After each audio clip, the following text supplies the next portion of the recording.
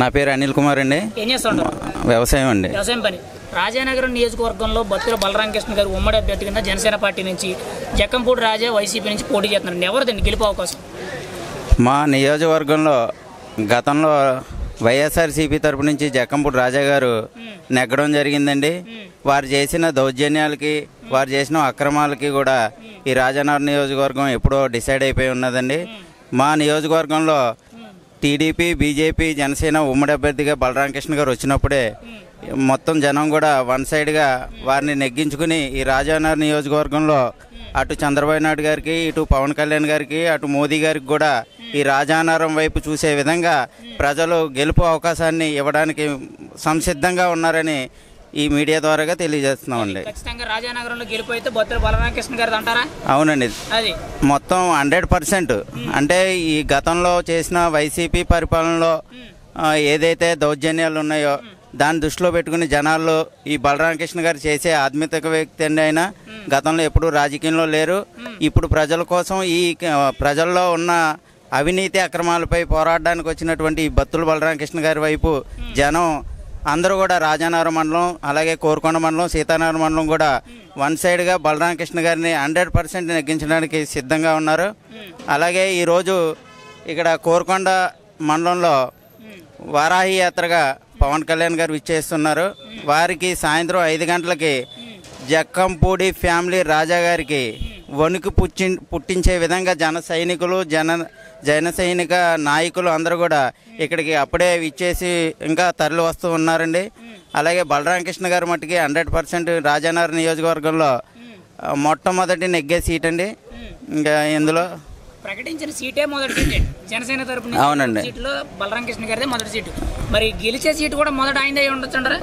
తప్పకుండా అండి. ఖచ్చితంగా రాజానగరం నియోజకవర్గంలో ఆంధ్రప్రదేశ్ అనుకోని విధంగా ఏ రకంగా అయితే పవన్ కళ్యాణ్ గారు సీటు ప్రకటించారో అదే విధంగా రాజానగరం నియోజకవర్గంలో ప్రజలు కూడా పవన్ కళ్యాణ్ గారు అనుకోకుండా ఏ రకంగా అయితే ప్రకటించారో అదే విధంగా అత్యధిక మెజార్టీతో ఈ బలరామకృష్ణ గారిని నెగ్గించి అటు అధినేత పవన్ కళ్యాణ్ గారికి, చంద్రబాబు నాయుడు గారికి, మోదీ గారికి కూడా గిఫ్ట్గా ఇవ్వడానికి సిద్ధంగా ఉన్నారు.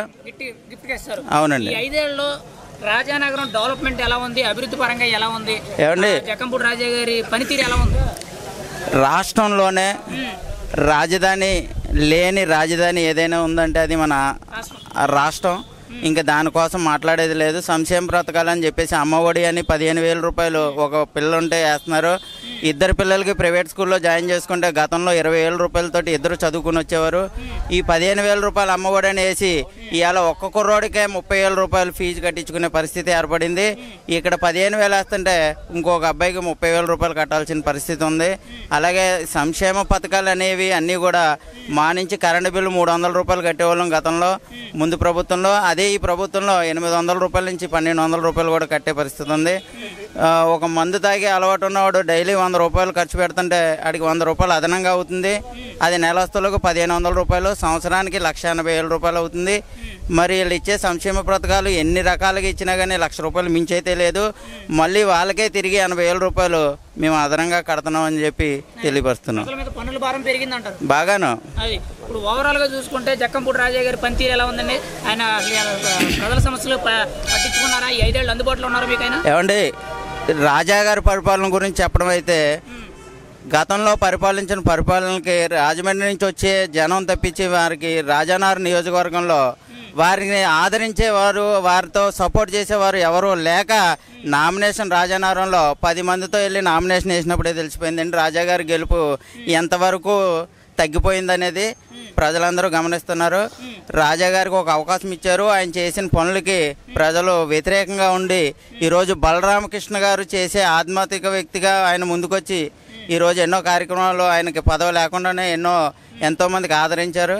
అలాగే ముందు ముందు ఇలాంటి ఎన్నో అవకాశాలు ఉంటాయని చెప్పేసి ఆయన నెగ్గించడానికి జనం సిద్ధంగా ఉన్నారు. చాలా మంది చెప్పేది ఏంటంటే పైన రాష్ట్రంలో తండ్రిని చూసి నాకు ఓటేయండి ఒక్క ఛాన్స్ అని అడిగారు జగన్మోహన్ రెడ్డి గారు. ఇక్కడ కూడా జక్కంపూడి రాజా గారు మా నాన్నగారిని చూసి నాకు ఒక అవకాశం ఇవ్వండి అని అడిగారు. అక్కడ ఒక ఛాన్స్, ఇక్కడ ఒక ఛాన్స్. అసలు వీళ్ళిద్దరు పనితీరు ఎలా ఉందండి? గతంలో రాజశేఖర రెడ్డి గారు దేవుడనే ఈ జనం రాజశేఖర రెడ్డి గారు కడుపున అనవసరంగా పుట్టారండి అని జగన్మోహన్ రెడ్డి గారిని, అలాగే ఇదే నియోజకవర్గంలో రామ్మోహన్ రావు గారిని ఒకప్పుడు ఎంతో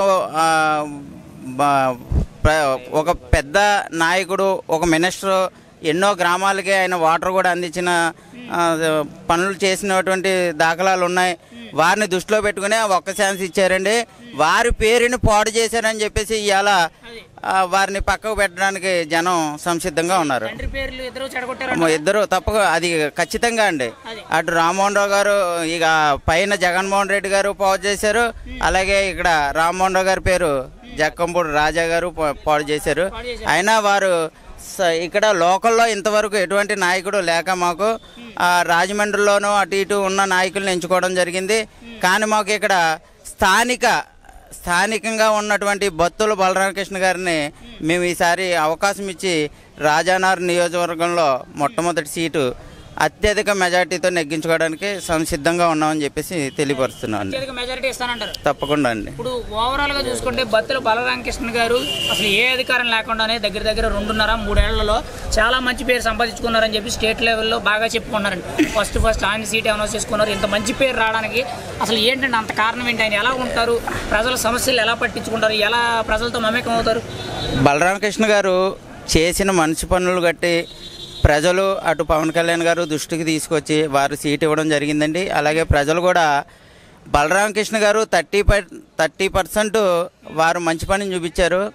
కానీ బలరామకృష్ణ గారి వైపు ఉండేది 70% జక్కంపూడి రామ్మోహన్ రావు గారు, జక్కంపూడి రాజా గారి మీద వ్యతిరేకంతో ఇవాళ 70% బలరామకృష్ణ గారి వైపు చూస్తూ ఉందండి. వైసీపీ పాలన కార్యకర్తలందరూ జనసేనలో జాయిన్ అయ్యారంటారా? బాగానే వ్యతిరేకత ఇటు తిరిగిందంటారా? ప్రతి గ్రామంలో కూడా తక్కువ అంటే 400 నుంచి 1400 మెజార్టీ వచ్చే గ్రామాలండి. ఈ పక్కన మొత్తం ఈ గ్రామాల్లో మాకు ఉన్న రాజానగరం నియోజకవర్గంలో 84 గ్రామాలండి. 84 గ్రామాల్లో కూడా వైసీపీకి నిలబడడానికి నాయకులు లేక ఇవాళ వాళ్ళు తల్ల పట్టుకునే పరిస్థితి ఏర్పడిందండి. నిన్నే చూసామండి కాకినాడ మీటింగు జగన్ గారిది. ఆ మీటింగ్కి మా ఊరు 2 బస్సులు పంపారండి. మా తూర్పు గోనుగూడెం రాజానగరం మండలం. ఆ బస్సు వచ్చి వెనక్కి ఉత్తినే వెళ్ళిపోయిన పరిస్థితి. అంటే ఆ బస్సు డ్రైవర్ కూడా చిత్తూరు డిస్టిక్ నుంచి వచ్చారండి. వారు కూడా ఏం చెప్పారంటే మాకు వెళ్ళిన చోట భోజనాల్లో వేయంలో జగన్మోహన్ రెడ్డి అయిపోయింది, ఇంకా ఎవరు చూపట్లేదని చెప్పేసి అంటున్నారు. లేదు. మరి ఫైనల్గా 24 రాజానగరం కాబోయే ఎమ్మెల్యే ఎవరు? ఫైనల్గా మన రాజానగరం నియోజకవర్గంలో జక్కంపూడి రాజా గారికి ఆల్రెడీ ఒకసారి ఇచ్చారు, చూశారు. వారిని ఇంకా చూడడానికి ఇష్టపడతలేదు ప్రజలు. బత్తుల బలరామకృష్ణ గారికి ఇక్కడ అత్యధిక మెజార్టీ ఇవ్వడానికి సిద్ధంగా ఉన్నారు. తప్పకుండా. వారి గుర్తు గాజు గ్లాస్ గుర్తు. ఇప్పుడు గాజు గ్లాస్ గుర్తు ఆయన ఖచ్చితంగా నేను అది సపోర్ట్ చేస్తానన్నారు కదా, మీరు ఒక్కలే ఓటేస్తారా? మీ నుంచి 10 మందిని మార్చి వివరంగా చేయండి. మా ఊర్లోనే మేము మా తూర్పు కానుగూడెం గ్రామంలో సర్పంచ్గా గాజు గ్లాస్ గుర్తు మీద నెగ్గించుకున్నాం. అలాగే గాజు గ్లాస్ గుర్తు మీద ఎంపీటీసీగా నెగ్గించుకున్నాం. నాదెండ్ల మనోహర్ గారికి ఈ ఎంపీటీసీ సీట్ని కూడా మేము గిఫ్ట్గా ఇవ్వడం జరిగింది. అదేవిధంగా ఇప్పుడు రాజానగరం నియోజకవర్గంలో బత్తుల బలరామకృష్ణ గారు అత్యధిక మెజార్టీతో నెగ్గించుకోవడానికి మేమందరం కూడా ఎప్పటి నుంచో ప్రజలందరూ మారిపోయి వారికి తిరుగుబడిన వాళ్ళందరూ కూడా మేమందరం క్యాచ్ చేసుకుని వారికి అన్నీ అర్థమయ్యే విధంగా చెప్తున్నాం. వాళ్ళే కూడా వ్యతిరేకత బాగా జనాల్లో రావడం వల్ల బత్తుల బలరామకృష్ణ గారు తప్పకుండా నెగ్గడం ఖాయం. ఖచ్చితంగా నెగ్గుతారు.